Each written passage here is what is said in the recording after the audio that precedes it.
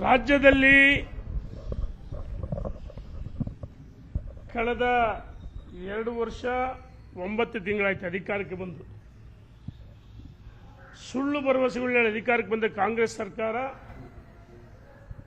ICU ward ಇದೆ, take-up ಆಗಿಲ್ಲ, ಸತ್ತೋಗಿದೆ. ಒಂದು ಕಡೆ ರೈತರು ಬೆಳೆದಂಥ ಭತ್ತ, ಮೆಕ್ಕೆಜೋಳ, ಈರುಳ್ಳಿ ಎಲ್ಲ ಕಡೆ ಹೋರಾಟಗಳು ನಡೀತಾ ಇದ್ದಾವೆ. ಅಗತ್ಯ ವಸ್ತುಗಳ ಬೆಲೆ ಏರಿಕೆ ಆಗಿದೆ. ರೈತರ ಜೀವನ ಜೊತೆ ಈ ಸರ್ಕಾರ, ಮಾನ್ಯ ಮುಖ್ಯಮಂತ್ರಿಗಳು, ಉಪಮುಖ್ಯಮಂತ್ರಿಗಳು, ಕೃಷಿ ಸಚಿವರು ಚೆಲ್ಲಾಟ ಆಡ್ತಾರೆ. ಕೇಂದ್ರ ಸರ್ಕಾರ ಈಗಾಗಲೇ MRP ಮೆಕ್ಕೆಜೋಳ 2400 ರೂಪಾಯಿ ದರ ನಿಗದಿ ಮಾಡಿದೆ. ರಾಜ್ಯದಲ್ಲಿ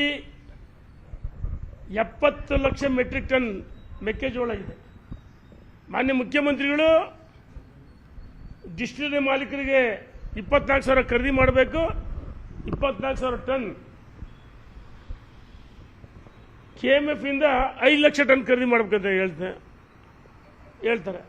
ನಾವು ಹೇಳ್ತಿದ್ವಿ, ಭಾರತೀಯ ಜನತಾ ಪಾರ್ಟಿ ರೈತರು ಬೆಳೆದಂತ 70 ಲಕ್ಷ ಮೆಟ್ರಿಕ್ ಟನ್ ಮೆಕ್ಕೆಜೋಳ ಖರೀದಿ ಮಾಡಲೇಬೇಕು. ಆವರೇಜ್ 5 ಕ್ವಿಂಟಾಲ್ ಇವರು ಖರೀದಿ ಮಾಡ್ತೀವಿ ಅಂದರೆ ನಾವು ಒಪ್ಪಲ್ಲ. ಈಗಾಗಲೇ ಹೊನ್ನಾಳಿ, ನ್ಯಾಮತಿ, ಅವಳಿ ತಾಲೂಕಲ್ಲಿ ಬಂದು ಮತ್ತು ಹಚ್ಚಿದಂಥ ಬೆಂಕಿ ಇಡೀ ರಾಜ್ಯದ ಉದ್ದಗಲಕ್ಕೆ ಬೆಂಕಿ ಹತ್ತುರಿತಾ ಇದೆ. ಮಾನ್ಯ ಮುಖ್ಯಮಂತ್ರಿಗಳೇ, ಉಪಮುಖ್ಯಮಂತ್ರಿಗಳೇ, ಇವರು ಬ್ರೇಕ್ಫಾಸ್ಟ್ ಮಾಡಿದ್ದೇ ಬಹಳ ದೊಡ್ಡ ಸುದ್ದಿ. ಕಾಂಗ್ರೆಸ್ ಹೈಕಮಾಂಡ್ ಸತ್ತೋಗಿದೆ. ಎಲ್ಲಿದೆ ಲೋ ಕಮಾಂಡ್? ಒಂದು ದಿವಸ ಮುಖ್ಯಮಂತ್ರಿ ಮನೆಯಲ್ಲಿ ಉಪಹಾರ, ಬಹಳ ದೊಡ್ಡ ಸುದ್ದಿ. ರಾಜ್ಯದ ಜನರಿಗೆ ಒಂದು ರೀತಿ ಮನರಂಜನೆ. ಇಡ್ಲಿ, ವಡೆ, ಉಪ್ಪಿಟ್ಟು ಸವಿದ್ದೇ ದೊಡ್ಡ ಸುದ್ದಿ. 2ನೇ ದಿವಸ ಉಪಮುಖ್ಯಮಂತ್ರಿ ಮನೆಯಲ್ಲಿ ನಾಟಿ ಕೋಳಿ. ಅದು ಎಲ್ಲಿಂದ ಬರಬೇಕು? ಹಳ್ಳಿಯಿಂದ ಬರಬೇಕು.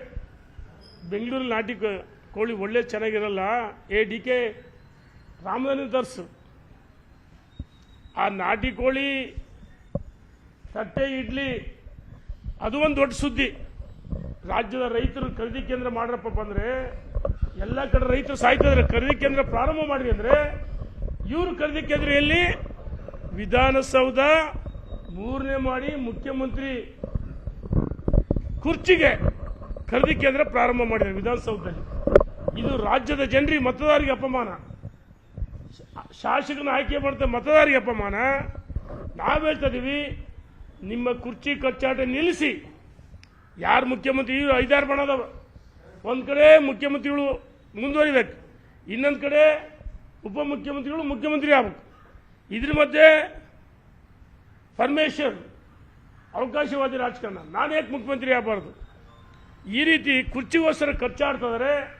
ನಾವು ಹೇಳ್ತಿದ್ದೀವಿ, ರೈತರು ಬೆಳೆದಂತ ಭತ್ತ, ಮೆಕ್ಕೆಜೋಳ ಏನು ಕೇಂದ್ರ ಸರ್ಕಾರ 2400 ರೂಪಾಯಿ ನಿಗದಿ ಮಾಡಿದೆ, ರಾಜ್ಯ ಸರ್ಕಾರ ಹೆಚ್ಚುವರಿಯಾಗಿ 600 ರೂಪಾಯಿ ಮೆಕ್ಕೆಜೋಳಕ್ಕೆ ಬಿಡುಗಡೆ ಮಾಡಿ ತಕ್ಷಣ ನೀವು KMF ಖರೀದಿ ಮಾಡ್ರಿ, ಡಿಸ್ಟಿಲರಿ ಖರೀದಿ ಮಾಡ್ರಿ.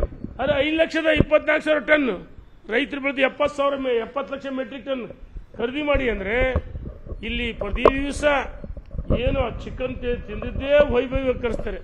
ಸಿದ್ದರಾಮಯ್ಯನವರೇ, ನಿಮಗೆ ಕುರ್ಚಿ ಬಗ್ಗೆ ಎಷ್ಟು ವ್ಯಾಮೋಹ ಇದೆಯಲ್ಲ, ಅದು ರೈತರ ಬಗ್ಗೆ ಯಾಕೆ ಕಳಕಳಿಲ್ಲ, ಕಾಳಜಿ ಇಲ್ಲ? ರೈತ ವಿರೋಧಿ ಸರ್ಕಾರ. ಈ ಸರ್ಕಾರಕ್ಕೆ ತಕ್ಕ ಪಾಠ ಕಲಿಸಬೇಕಂತೇಳಿ ರಾಜ್ಯ ಭಾರತೀಯ ಜನತಾ ಪಾರ್ಟಿ ವಿಜೇಂದ್ರ ನೇತೃತ್ವದಲ್ಲಿ ಈಗಾಗಲೇ ಹೋರಾಟಗಳು ಪ್ರಾರಂಭವಾಗಿದೆ. ಎಲ್ಲ ಮಂಡಲಗಳಲ್ಲಿ, ಜಿಲ್ಲಾ ಕೇಂದ್ರಗಳಲ್ಲಿ ನಾವು ಹೇಳ್ತಾ ಇದೀವಿ, ರೈತರು ಬೆಳೆದಂಥ ಮೆಕ್ಕೆಜೋಳ, ಭತ್ತ ಸಂಪೂರ್ಣವಾಗಿ ರಾಜ್ಯ ಹಿಂದೆ ಯಡಿಯೂರಪ್ಪನವರಿದ್ದಾಗ ಕೇಂದ್ರ ಕಡೆ ಬೆಟ್ಟವಾಗಿ ತೋರಿಸಲಿಲ್ಲ. ಇವರು ಮಾತಿದ್ರೆ ಕೇಂದ್ರ ಕಡೆ ಕಬ್ಬು, ಭತ್ತ, ಮೆಕ್ಕೆಜೋಳ, ಈರುಳ್ಳಿ ಎಲ್ಲವಕ್ಕೂ ಕೇಂದ್ರ ಕಡೆ ಬೆರಳು ಮಾಡಿ ತೋರಿಸ್ತಾರೆ.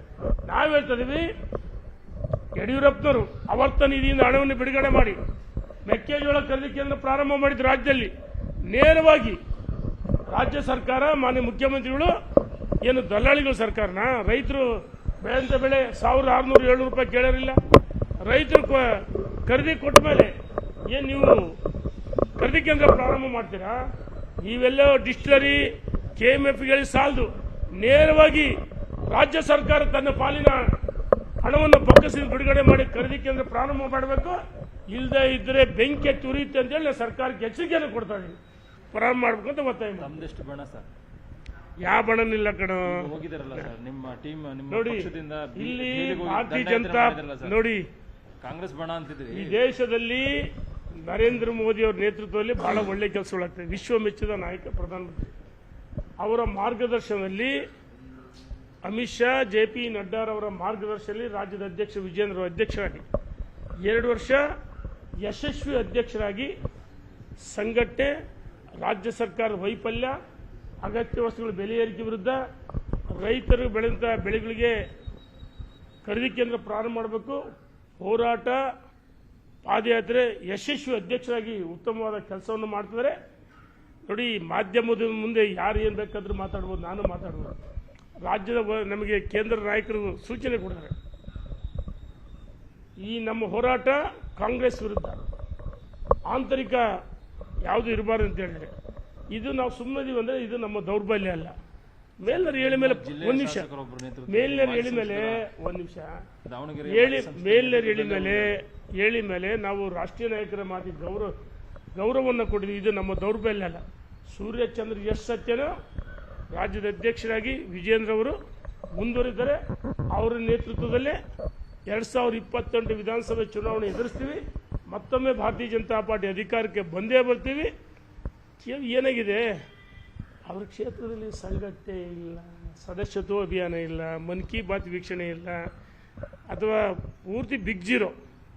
ನಿರ್ಭೀತ, ನಿಷ್ಪಕ್ಷಪಾತ, ವಿಶ್ವಾಸಾರ್ಹ ಸುದ್ದಿಗಳಿಗೆ ಮತ್ತೊಂದು ಹೆಸರಾಗಿರುವಂತ News18 ಕನ್ನಡ ಈಗ ಆಪ್ನಲ್ಲೂ ಲಭ್ಯವಿದೆ. ದಯವಿಟ್ಟು ಇಲ್ಲಿರುವ QR ಕೋಡ್ ಅನ್ನ ಸ್ಕ್ಯಾನ್ ಮಾಡಿಕೊಂಡು ಆಪ್ ಅನ್ನ ಡೌನ್ಲೋಡ್ ಮಾಡೋದಕ್ಕೆ ಮರಿಬೇಡಿ.